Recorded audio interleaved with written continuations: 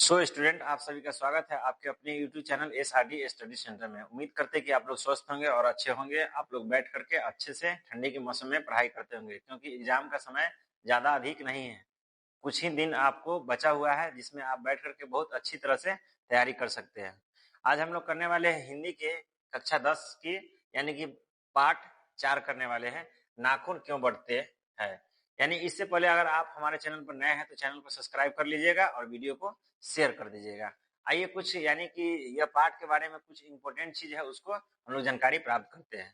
यहाँ पे आप देख सकते हैं कि नाखून क्यों बढ़ते हैं, साहित्यिक विधा क्या है। तो जब पूछा जाएगा क्या है साहित्यिक विद्या, तो यह क्या है, ललित निबंध है। पूछा जाएगा कि नाखून क्यों बढ़ते हैं कि रचनाकार कौन है, तो हजारी प्रसाद द्विवेदी। ठीक है। पूछा जाएगा कि हजारी प्रसाद द्विवेदी जी का जन्म कब हुआ था, तो 1907 ईस्वी, आरत दुबे का छपरा, बलिया, उत्तर प्रदेश। जब पूछा जाएगा कि हजारी प्रसाद द्विवेदी जी की मृत्यु कब हुई थी, तो 1979 ईस्वी, दिल्ली। जब पूछा जाएगा कि यानी हजारी प्रसाद द्विवेदी जी का जन्म यानी किस राज्य में हुआ था, तो उत्तर प्रदेश। जब पूछा जाएगा कि हजारी प्रसाद द्विवेदी जी का यानी मृत्यु कहाँ पे हुआ था, तो दिल्ली में हुआ था। यहाँ पे आइए, काशी हिंदू विश्वविद्यालय, शांति निकेतन विश्वविद्यालय, चंडीगढ़ विश्वविद्यालय आदि में प्रोफेसर एवं प्रशासनिक पदों पर रहे हैं। यानी प्रोफेसर भी रहे थे और प्रशासनिक पद जो होता है उन पे भी इन्होंने काम किए हुए हैं। इनका आलोक पर्व के लिए साहित्य अकादमी पुरस्कार मिला। भारत सरकार द्वारा पद्म भूषण सम्मान, यानी कि इनको आलोक पर्व के लिए साहित्य अकादमी द्वारा पुरस्कार प्राप्त हुआ है और भारत सरकार द्वारा इन्हें पद्म भूषण से सम्मान किया गया हुआ है। आइए, इनका कुछ रचनाकार जो है, रचनाकार की अन्य प्रमुख कृतियां: अशोक के फूल, कल्पलता, कुट्टज, विचार और वितर्क, अनाम दास का पोथा उपन्यास जो है, आलोक पर्व इत्यादि, यानी कि इनका कुछ प्रमुख रचनाएं हैं। आइए हम लोग अब चलते हैं क्वेश्चन की ओर। जो प्रीवियस ईयर क्वेश्चन है, जो बार बार बिहार बोर्ड के द्वारा पूछा जाता है और आगामी जो 2026 में बिहार बोर्ड को जो एग्जाम होने वाली है उसमें आपको यह काफी इंपॉर्टेंट साबित होने वाला है। पहला हमारा क्वेश्चन है, क्वेश्चन नंबर 1 है कि लेखक के अनुसार मनुष्य के नाखून किसके जीवन प्रतीक है। तो देख सकते हैं, तो इसके लिए हमारा सही आंसर क्या हो जाएगा, देख सकते हैं डिस्प्ले पर। तो इसके लिए हमारा सही आंसर ऑप्शन नंबर सी हो जाएगा, पार्श्वी वृत्ति के। क्वेश्चन नंबर 2 पे हम लोग चल रहे हैं। क्वेश्चन नंबर 2 है ललित निबंध है। पूछा जा रहा है कि ललित निबंध क्या है। इसके लिए हमारा सही आंसर क्या हो जाएगा, देख सकते हैं। इसके लिए हमारा सही आंसर ऑप्शन नंबर सी हो जाएगा, पार्श्वी वृत्ति के।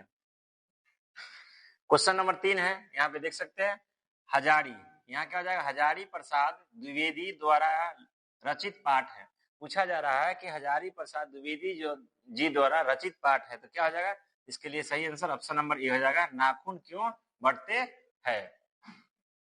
क्वेश्चन नंबर 4 है हमारा, नाखून प्रतीक है। यानी कि पूछा जा रहा है कि नाखून प्रतीक है तो किसका प्रतीक है। इसके लिए हमारा सही आंसर ऑप्शन नंबर ए हो जाएगा, पार्श्वी वृत्ति का।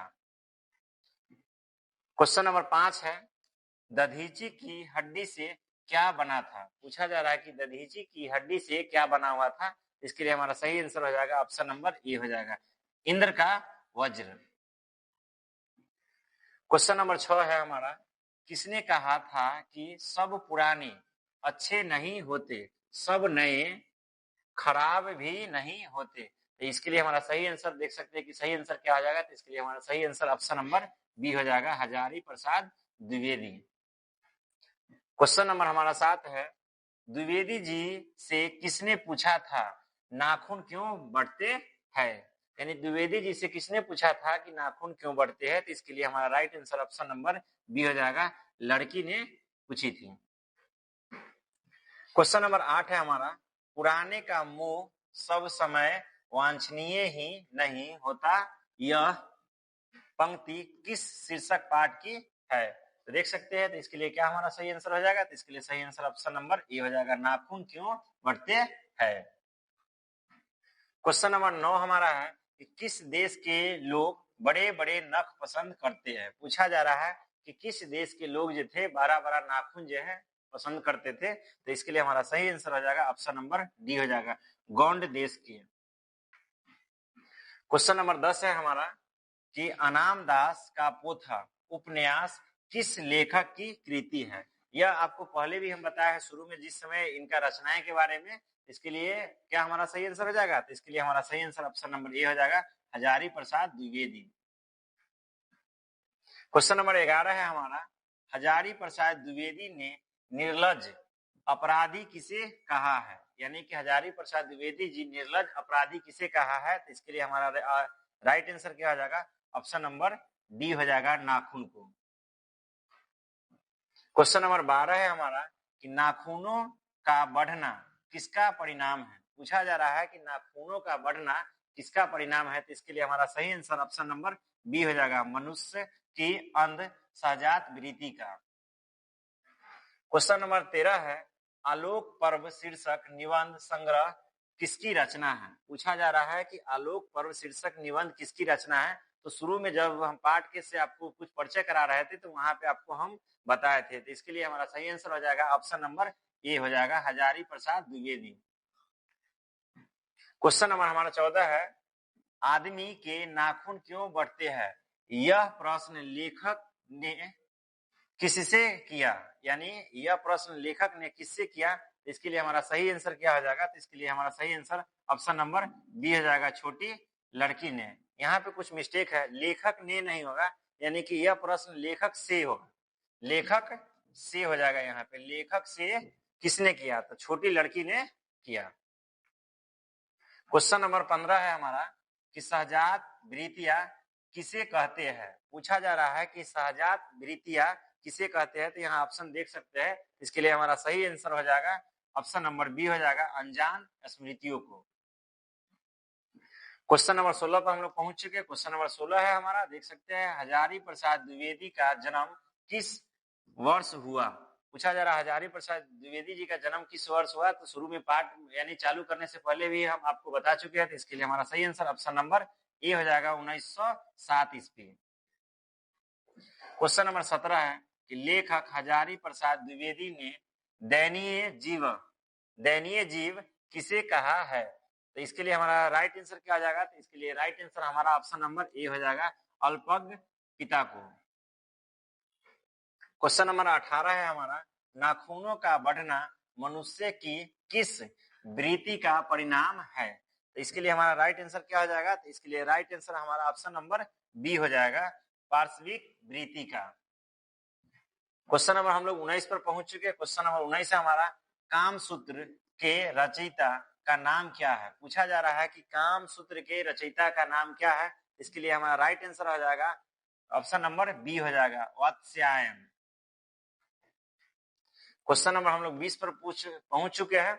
यहाँ पे है सी कथक का अर्थ क्या होता है। पूछा जा रहा है कि सी कथक का अर्थ क्या होता है, तो इसके लिए हमारा राइट आंसर देख सकते हैं कि इसके लिए हमारा राइट आंसर क्या हो जाएगा, इसके लिए राइट आंसर हमारा ऑप्शन नंबर बी हो जाएगा, टीका। क्वेश्चन नंबर 21 पर हम लोग पहुंच चुके हैं। क्वेश्चन नंबर 21 हमारा है, देख सकते हैं आप, आचार्य हजारी प्रसाद द्विवेदी को उनकी किस रचना पर साहित्य अकादमी पुरस्कार प्राप्त हुआ था। यानी साहित्य अकादमी पुरस्कार यानी किस रचना पर उन्हें मिला था, तो इसके लिए हमारा right answer option number C हो जाएगा, आलोक पर्व। क्वेश्चन नंबर 22 है हमारा कि प्राणी शास्त्रियों का ऐसा अनुमान है कि मनुष्य का अनावश्यक अंग उसी प्रकार झड़ जाएगा जिस प्रकार उसकी पूंछ झड़ गई है, किस पाठ की पंक्ति है। पूछा जा रहा है कि यह जो पंक्ति दिया गया हुआ है किस पाठ की है, इसके लिए हमारा राइट आंसर हो जाएगा ऑप्शन नंबर बी हो जाएगा, नाखून क्यों बढ़ते हैं। यहाँ पे आप देख सकते हैं, ऑप्शन को ध्यान से देखिए क्योंकि ऑप्शन ऊपर नीचे हम किए हुए हैं, ठीक है। क्वेश्चन नंबर 23 है और इस पार्ट का आखिरी क्वेश्चन है, अंतिम क्वेश्चन है। क्वेश्चन को देखिए, कालिदास ने क्या कहा था, नाखून क्यों बढ़ते हैं, शीर्षक पाठ के आधार पर उत्तर दे। यानी पूछा जा रहा है कि शीर्षक पाठ के आधार पर इसका उत्तर दे, तो यहाँ पे हमारा उत्तर हो जाएगा, सही आंसर हो जाएगा ऑप्शन नंबर सी हो जाएगा, ए और बी दोनों। तो यहाँ पे देख सकते ए भी होगा, सब पुराने अच्छे नहीं होते, और बी में है कि सब नए खराब ही नहीं होते। तो इसके लिए हमारा right answer option number C हो जाएगा, ए और बी दोनों। उम्मीद करते हैं कि यह वीडियो आप सभी को काफी पसंद आया होगा। अगर वीडियो पसंद आता है तो वीडियो को लाइक करें, चैनल को सब्सक्राइब करें, बेल आइकन बटन को दबा दें और शेयर करें। फिर मिलते हैं इसी तरह के नेक्स्ट वीडियो में, तब तक के लिए धन्यवाद।